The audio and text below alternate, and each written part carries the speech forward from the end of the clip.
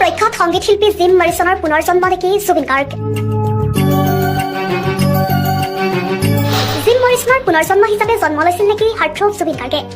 বাস্তৱত মৃত অৱস্থাত উদ্ধাৰ হোৱা জিম মৰিছনৰ মৃত্যু আজিও ৰহস্যজনক। জিম মৰিছনৰ মৃত্যু আমেৰিকাৰ পৰা গৈ পেৰিছত হৈছিল। 1971 চনৰ 3 জুলাইতে 27 বছৰ বয়সত মৃত্যু হৈছিল মৰিছনৰ। আনহাতে জুবিন গাৰ্গৰ জন্ম হৈছিল 1972 চনৰ 18 নৱেম্বৰত। মৰিছনৰ মৃত্যুৰ ঠিক এবছৰ পিছতে জুবিন গাৰ্গৰ জন্ম। জুবিন গাৰ্গক দেখাত প্ৰায় লেজাৰ্ড কিং জিম মৰিছনৰ দৰেই।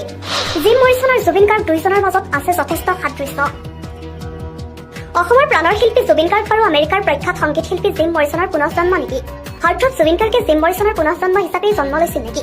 এই চৰ্চা এতিয়া সামাজিক মাধ্যমত। কিন্তু জিম মৰিছন আৰু জুবিন গাৰ্গৰ মাজত আছে বহুখিনি সাদৃশ্য। বহু ক্ষেত্ৰতে আছে দুয়োগৰাকী শিল্পীৰ মিল। এগৰাকী যদি হামিং কিং হিচাপে বিশ্বই চিনি পায়, তেনেদৰে জিম মৰিছনক লেজাৰ্ড কিং হিচাপে বিশ্বই চিনি পায়। জিম মৰিছনৰ জন্ম 1943 চনৰ 8 ডিচেম্বৰ তাৰিখে ফ্লৰিডা মেলবৰ্ণ চহৰত হৈছিল। জিম আছিল আমেৰিকান গায়ক, গীতিকাৰ, কবি, যি ৰক বেণ্ড দ্য ডৰ্ছৰ মুখ্য কণ্ঠশিল্পী আৰু প্ৰধান গীতিকাৰ আছিল। আকৰ্ষণীয় ব্যক্তিত্ব, কাব্যিক গীতৰ কথা, স্বকীয় কণ্ঠ আৰু অকল্পনীয় অভিনয়ৰ লগতে তেওঁৰ জীৱন আৰু আগতে মৃত্যুৰ নাটকীয় পৰিস্থিতিৰ বাবে মৰিছনক সংগীত সমালোচক আৰু অনুৰাগীসকলে ৰক ইতিহাসৰ অন্যতম প্ৰভাৱশালী অগ্ৰগামী হিচাপে গণ্য কৰে।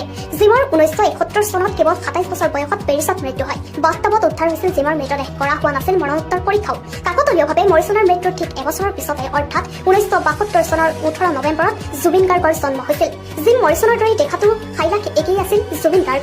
মৰিছনৰ সৈতে বহুখিনি মিল আছিল জুবিন গাৰ্গৰ।